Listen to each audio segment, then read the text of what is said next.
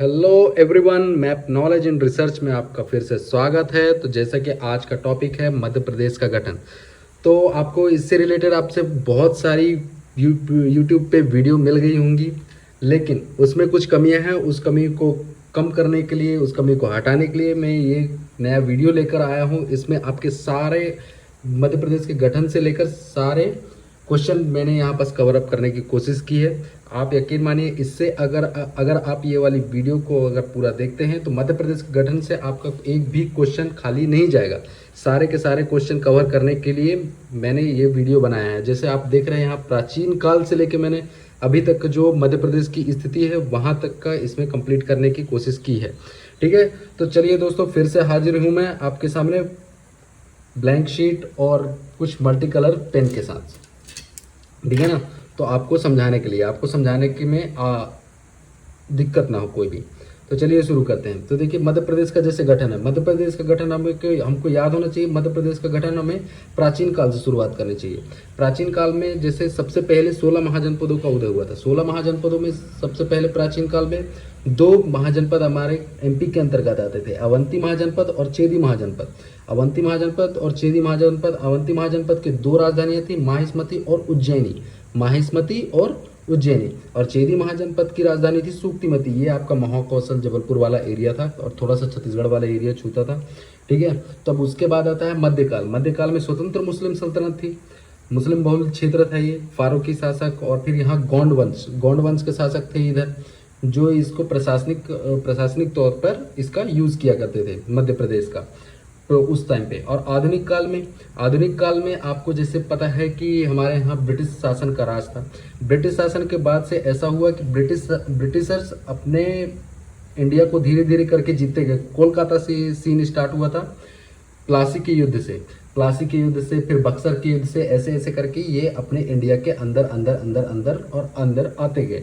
तो ये पहुंच गए फिर कहाँ, अपने मध्य प्रदेश तक। तो उसमें इन्होंने सेंट्रल प्रोविनेंस रखा और महाराष्ट्र के कुछ भाग तक पहुंच जाने के कारण फिर ये इन्होंने बरार रखा।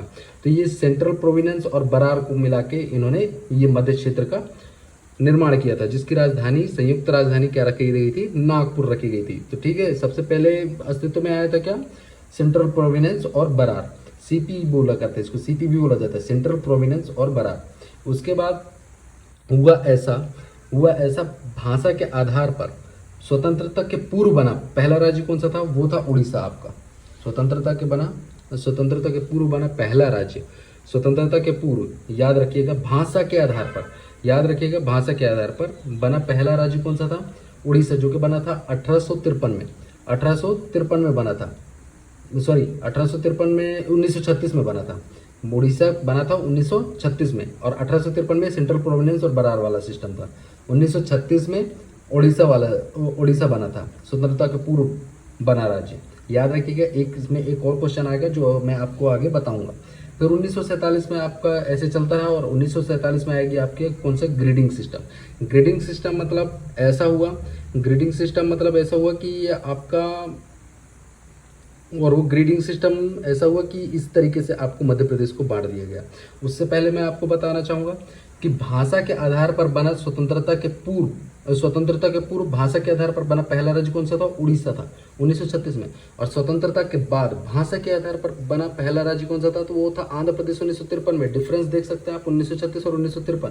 पहले ये बना था, फिर ये बना था, बीच में 1947 मतलब स्वतंत्रता के बाद का ये बना था, स्वतंत्रता के पहले का ये बना था 1936 और 1953 में आंध्र प्रदेश में। तो इसकी पिक्चर कुछ ऐसी है कि दो राजनेता थे वहाँ के, श्री पोटी रामुलु और टी प्रकाशम और श्री पोटी रामुलु। अब उस समय बहुत तेज डिमांड बढ़ गई थी कि आंध्र प्रदेश को अलग से राज्य का दर्जा दिया जाए, लेकिन ऐसा नहीं हो पाया। और श्री पोटी रामुलु अनशन पे बैठ गए थे, भूख हड़ताल पे बैठ गए थे, जिनके 52 दिन के बाद उनकी मृत्यु को प्राप्त हो गए थे। और बहुत तेज डिमांड बढ़ने लगी थी, सांप्रदायिक दंगे बढ़ने लगे थे। तो इन सब को चीज़ों को देखते हुए उस समय आंध्र प्रदेश का गठन कर दिया गया था। अब आंध्र प्रदेश का गठन कर दिया गया तो श्री पोटू रामुलु तो मारे गए, मतलब मृत्यु को प्राप्त हो गए। तो उस समय एक क्वेश्चन और उठता है कि फिर टी प्रकाशम क्या बनाए गए, यहाँ के आंध्र प्रदेश के प्रथम सीएम बनाए गए, जिन्हें आंध्र केसरी भी कहा जाता है। याद रखिएगा, आंध्र केसरी आंध्र केसरी भी कहा जाता है, याद रखिएगा, ठीक है ना। और एक क्वेश्चन ये भी आता है कि गठन के समय उसकी राजधानी क्या थी, तो कुर्नूल थी उसकी राजधानी। तो चलिए अब आते हैं अपन किसमें, 1947 के समय अपन ग्रेडिंग सिस्टम में आते हैं। ग्रेडिंग सिस्टम में आते हैं तो इसको मध्य प्रदेश का आपको रफ डायग्राम बनाना है। जैसा कि आपने ये रफ डायग्राम देखा होगा, मैंने ऐसे ही बनाया है, किसी मेजरमेंट से नहीं बनाया है। अगर आपने नहीं देखा है तो आप मेरी पुरानी वीडियो पर देखिए, और ये आपको कैसे भी बना लेना है। तो इधर साइड से ऐसे एक डिराइव करना है और ऊपर साइड से एक करना है। ये आपका पार्ट ए है, ये आपका पार्ट बी है, ये आपका पार्ट सी है। पार्ट ए की राजधानी नागपुर थी, पार्ट बी की राजधानी, दो राजधानियाँ थी। इसकी ग्रीष्मकालीन राजधानी, इसकी शीतकालीन राजधानी, ग्रीष्मकालीन राजधानी इसकी इंदौर थी और शीतकालीन राजधानी इसकी ग्वालियर थी, ठीक है। और यहाँ इसकी सी पार्ट की राजधानी कौन सी थी, आपकी रीवा थी, ठीक है ना। और यहाँ पास याद रखने लायक बात क्या है, भोपाल, भोपाल उस समय एक स्वतंत्र रियासत थी। आपको ये बहुत अच्छे तरीके से याद होना चाहिए, भोपाल एक स्वतंत्र रियासत थी, ये नहीं बोलेंगे। और कई बार ऐसा क्वेश्चन आ जाता है कि भोपाल था स्वतंत्र रियासत, तो वो किस पार्ट का हिस्सा था, तो वो स्वतंत्र पार्ट सी का हिस्सा था। तो इसमें कुछ सीएम भी हुए थे और कुछ गवर्नर भी हुए थे। तो वो गवर्नर और सीएम कुछ इस प्रकार थे, पंडित रविशंकर शुक्ल थे और ई राघवेंद्र राव यहाँ के गवर्नर थे। लीलाधर जोशी इनके सीएम थे और तखतमल जैन इनके गवर्नर थे। इनके सीएम थे पंडित शंभूनाथ शुक्ला और इनके गवर्नर का कोई पता नहीं है, उस समय उनके गवर्नर नहीं थे, ठीक है ना। तो ये याद रखिएगा आप, भोपाल बिल्कुल याद रखने के लायक है। ये पार्ट सी का भाग था और स्वतंत्र रियासत थी उस समय। और उस समय यहाँ पास राज कर रहे थे कौन, नवाब हमीदुल्ला खान थे यहाँ पे। तो चलिए आगे की ओर बढ़ते हैं।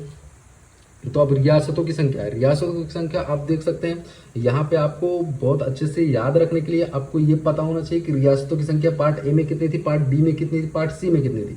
तो आपको कुछ नहीं करना है, पार्ट ए बी और सी लिखना है। और यहाँ पास रियासतों की संख्या में लिखिए 1 2 3 लिखना है, इधर 1 2 3 और फिर 5 6 7 लिख देना है। तो ये क्या रियासतों की संख्या निकल आएगी, 15 भाग ए में, भाग बी में 26, भाग सी में 37। तो ठीक है, कैसे याद करना आपको, 1 2 3 पार्ट ए बी सी को लिख के 1 2 3 करना है और 5 6 7। और इसमें याद रखिएगा बहुत सारी बुक में ही फेरबदल किया, कई बुक में इसमें 14 दिया है, कई बुक में इसको 24 दिया है, कई बुक में इसको 39 दिया है। ऐसा कुछ भी नहीं है। आपको वहाँ पे मध्य प्रदेश में कंट्रोवर्सी होती है, मैं बार बार बोलूँगा, और आपको वहाँ पर ऑप्शन वाइज इसको जाना पड़ेगा, ऑप्शन में क्या सही है। फिर से वही देखिए, पंडित रविशंकर शुक्ल, बार बार रिपीट करिए, पंडित रविशंकर शुक्ल पार्ट ए के, और ई राघवेंद्र और इसके लीलाधर जोशी, तखतमल जैन, इनके शंभूनाथ शुक्ला, ठीक है। अब यहाँ पे देखिए 1 जून 1949 को भोपाल संघ में शामिल किया गया, किसमें, भारतीय संघ में शामिल किया गया, जो कि सीहोर से अलग होकर बना था, 1 जून 1949। तो यहाँ पे के शासक का नाम क्या था, नवाब हमीदुल्ला खान, यहाँ के नवाब का नाम, ये याद रखिएगा। 1953 में भाषाई आधार पर गठित पहला राज्य कौन सा बना, आंध्र प्रदेश बना। फिर जब ऐसे बहुत तेज डिमांड बढ़ने लगी, जब आंध्र प्रदेश भाषाई आधार पर बन गया तो सबको पता लग गया कि भाषाई आधार पर बन सकता है अपना इंडिया। लेकिन बड़े बड़े जो राजनेता थे, पंडित जवाहरलाल नेहरू, भीमराव अंबेडकर जी, महात्मा गांधी, ये कोई भी भाषा के आधार पर बांटने के लिए तैयार नहीं था, क्योंकि उस समय हमारा इंडिया बट सकता था, ठीक है। तो उसको बाद में जब ये 1953 में बन गया, जब आंध्र प्रदेश बन गया, तो बहुत तेज मांगे उठने लगी। तो 22 अक्टूबर 1953 को राज्य पुनर्गठन आयोग का गठन किया गया, जो कि 3 सदस्यीय था। उन 3 सदस्यीय में फजल अली आयोग बोला जाता है, फजल अली इसमें अध्यक्ष थे। हृदयनाथ कुंजरू और के एम पणिक्कर इसके सदस्य थे। अध्यक्ष फजल अली आयोग, हृदयनाथ कुंजरू और के एम पणिक्कर, और जिन्होंने क्या 1955 में रिपोर्ट दी। याद रखिए, एक एक बात यहाँ पे इंपॉर्टेंट है, मैं आपको शॉर्ट से शॉर्ट नोट बना के दे रहा हूँ, एक एक बात यहाँ पर इंपॉर्टेंट है। आपकी रिपोर्ट इन्होंने कब दी, 1955 में दी। 1955 में रिपोर्ट में क्या बोला गया कि 14 राज्य और 6 संघ शासित क्षेत्र बनाए जा सकते हैं। 14 राज्य और 6 संघ शासित क्षेत्र बनाए जा सकते हैं। उनमें से हमारा एक मध्य प्रदेश भी बनाया गया। मध्य प्रदेश का गठन कब किया गया, 1 नवंबर 1956 को 1 नवंबर 1956 को ये देखा गया कि हमारा मध्य प्रदेश अस्तित्व में आया, ठीक है। तो चलते हैं अब इसके आगे की ये मेन पिक्चर है आपकी, ठीक है ना। ये गठन की आपकी मेन पिक्चर है, जो आपके और दूसरे यूट्यूब वीडियो पे नहीं बताया जा रहा है। मैं बार बार देख रहा हूँ, जैसा कि मैप नॉलेज एंड रिसर्च मेरे चैनल का नाम है, तो मैं पहले देखता हूँ कि उसमें क्या कमी है, कैसा क्या है, फिर उसके बाद वीडियो लेके आता हूँ। तो आपको एक कोड याद रखना है, 72, 98, 2000, 3, 8, 13 और 18, ये आपको याद रखना है। और कैसे, क्या क्या करके ये याद होगा, ये अब बार बार आपको, जैसे मोबाइल नंबर कई सारे याद होते हैं वैसे आपको याद करना पड़ेगा। 72, 98, 2000, 3, 8, 13 और 18, 72, 98, 2000, 3, 8, 13 और 18 तो आपको याद ही रहेगा। वो कैसे याद रहेगा मैं आपको बताता हूँ, और कैसे कैसे गठन हुआ, 10 संभाग और 52 जिले कैसे कैसे बने, ये सारा कुछ बन जाएगा आपको। तो देखिए, 1 नवंबर 1956 में 43 जिले और 8 संभाग के साथ मध्य प्रदेश का गठन हुआ था। याद रखिएगा, 43 जिले और 8 संभाग के साथ मध्य प्रदेश का गठन हुआ था। अब इसमें 72 कैसे याद करना है, 1956 में है तो 1972 ये, 98, 1998 ये, 2000, 2000 यहाँ, 3, 2003, 8, 2008, 13, 2013 और 2018, 2018, 72, 98, 2000, 3, 8, 13, 72, 98, 2000, 3, 8, 13 और 18, 18 आपको याद रहेगा क्योंकि निवाड़ी अभी अभी बना है 1 अक्टूबर 2018 को, तो इसको ज़्यादा वैसे करके नहीं लेना है, बार बार आपको याद रखना है। 72, 98, 2000, 3, 8, 13, 72, 98, 2000, 3, 8, 13 और 18 तो आपको याद ही रहेगा। तो चलिए अब मैं इसमें आपको बताता हूँ, ये आप तो लिख लेंगे, ये याद किया आपने, ये आप ऐसा लिख लेंगे। अब 1972 में किसका किसका गठन हुआ, 72 लास्ट में 2 है इधर, देखिए ध्यान से, तो भोपाल और राजनांदगांव, भोपाल और राजनांदगांव नए जिलों का, 2 नए जिलों का उदय किया गया है, यहाँ पे जोड़ा गया। ठीक है, अब उसके बाद आया 1998, 1998 में बी आर दुबे समिति बनती है और सिंहदेव समिति बनती है। सिंहदेव समिति बनती है, बी आर दुबे के कहने पर 10 और सिंहदेव समिति के कहने पर 6। ठीक है, तो इन समिति के कहने पर उस समय कौन थे, उस समय की सरकार ने 16 नए जिलों का निर्माण किया, 16 नए जिलों का निर्माण किया। ठीक है, तो 43 और ये दो जिले और जुड़ गए तो कितना हो गया, 45। ठीक है, और यहाँ 10 और 6, 16। बी आर दुबे समिति और सिंहदेव समिति, ये याद रखिएगा, बी आर दुबे समिति की तरफ से 10 और सिंहदेव समिति की तरफ से 6 जिलों की सिफारिश की गई, 16 जिले नए बने गए। अब यहाँ पास 45 जिले हो गए थे, तो 45 जिले में 16 जिले प्लस कर दिए गए तो 61 जिले बन गए थे, याद रखिएगा। और इसी समय 4 संभाग भी बनाए गए थे, इन्हीं समिति के द्वारा 4 संभाग भी बनाए गए थे। और तो इस प्रकार कितने हो गए, टोटल 61 जिले हो गए और 12 संभाग हो गए, याद रखिएगा, 61 जिले 12 संभाग। कैसे कैसे बढ़ते जा रहे हैं जिले वो मैं बताते जा रहा हूँ।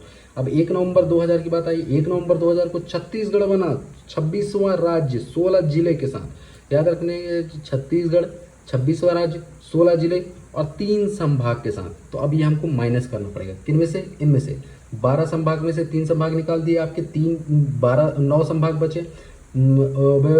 61 संभाग में से 16 संभाग घटा दिए गए तो 45 जिले फिर से बचे। तो ये हो गया आपका छत्तीसगढ़ का गठन हो गया। पहले इसके बने तो कौन, दिग्विजय सिंह इसके पहले सीएम बने थे।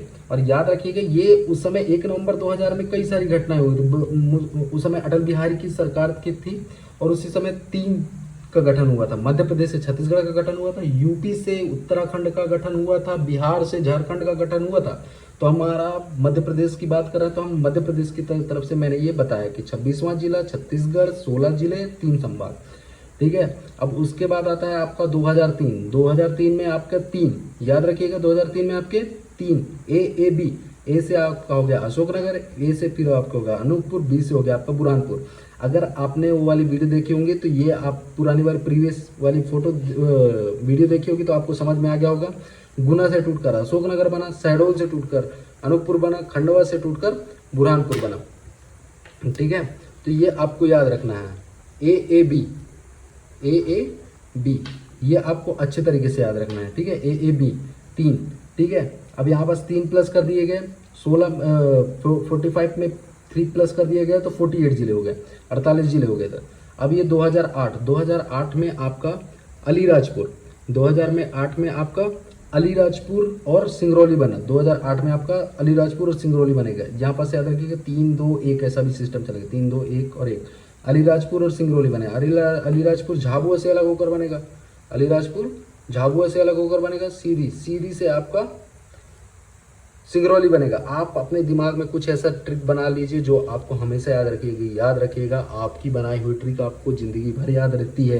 तो इसका टाइमिंग याद रख लीजिएगा, 17 मई 24 मई, क्योंकि ये अभी के टाइमिंग है इसलिए ये पूछे जा सकते हैं। ठीक है, तो झाबुआ से अलीराजपुर बना गया और फिर सीधी से सिंगरौली बन गया। तो 48 + 2 कितने जिले हो गए, 50 जिले हो गए यहाँ। और आगे फिर 2013 में क्या होता है, आगर मालवा बनता है शाहजहाँपुर से टूट के। 16 अगस्त 2013 को तो ये कितने हो गए 51 जिले, और 1 अक्टूबर 2018 को निवाड़ी टीकमगढ़ से टूटकर बनता है, और टोटल ये हो जाते हैं कितने जिले, 52 जिले हो जाते हैं। तो ये देखिए दोस्तों, ये आपको बहुत अच्छे तरीके से याद हो जाएगा, बिल्कुल चिंता मत करिए, एक बार देखिए, 2 बार देखिए, पूरा वीडियो देखिए, अच्छे तरीके से याद हो जाएगा। 1-2 बार रिवीजन करिए, और जहाँ पास आपका बनता है इसका स्क्रीनशॉट ले लीजिए, बार बार याद करिए, 72, 98, 2000, 3, 8, 13, 18, ये आपको अच्छे तरीके से याद हो जाएगा। यकीन मानिए, यहाँ पे 2 का लेना है, यहाँ पास 8 है, 8 दूनी 16, 16 यहाँ पे 2000, 1 नवंबर 2000, 3 है तो यहाँ पास 3 जिले, 8 है यहाँ पास 2 जिले, यहाँ 13 है अगरमालवा, 18 में निवाड़ी टीकमगढ़। तो इसी तरह से क्षेत्र को महाराष्ट्र को दिया गया था, जो कि कहाँ का था, महाकौशल क्षेत्र का था। कई बार पूछ रहे थे महाकौशल किस क्षेत्र का था, तो महाकौशल क्षेत्र के थे, मराठी भाषी क्षेत्र थे। तो जैसे भाषा के आधार पर ये हो रहा था सारा सिस्टम, तो भाषाई आधार पर दिया गया था। तो वो कौन कौन से थे, अकोला, अमरावती, बुल्ढाना, यवतमाल, वर्धा, नागपुर, चांदा, भंडारा, ये सब किसको दिए गए थे, महाराष्ट्र के जिले हैं। ये अभी भी वर्तमान में जिले हैं अच्छे खासे, तो ये सब आपको याद करना है। और मध्य भारत के अंतर्गत कुछ दिए गए थे, जैसे राजस्थान के कोटा जिले के सिरोंज तहसील को किसको, विदिशा को दे दिया गया था। कोटा जिले, राजस्थान के कोटा जिले की सिरोंज तहसील को विदिशा में दे दिया गया था, जो कि मध्य प्रदेश में आ गया। और वहीं मंदसौर की भानपुरा तहसील की सुनेल टप्पा जो क्षेत्र था, उसे राजस्थान को दे दिया गया था, जो कोटा राजस्थान को दे दिया गया था। अब उसके बाद आपका आता है 14 जून 2008 को शहडोल संभाग का गठन हुआ, जो कि 10वां संभाग था, लास्ट संभाग था ये, है ना। और उसके बाद होशंगाबाद संभाग का नाम बदलकर नर्मदापुरम किया गया था। होशंगाबाद संभाग का नाम बदलकर नर्मदापुरम किया गया था। तो ये डेट याद रख लीजिएगा, ये लास्ट संभाग है। जैसा जैसा भी होता है मैं आपको पूरा बताने की कोशिश करता हूँ, आपको एक भी अलग से वीडियो देखने की ज़रूरत नहीं पड़ेगी, ये इनफ है। और इसी को बार बार आप देखिए, और इस बार की ट्रिक याद करिए, 72, 98, 2000, 3, 8, 13, 18, ऐसे आपके लिए और सारी वीडियो में लेकर आते रहूँगा। पसंद आया तो लाइक करें, सब्सक्राइब करें, शेयर करें, और कमेंट में बताएं कि क्या अलग से कर सकता हूँ मैं, क्या अच्छा और कर सकता हूँ मैं। धन्यवाद।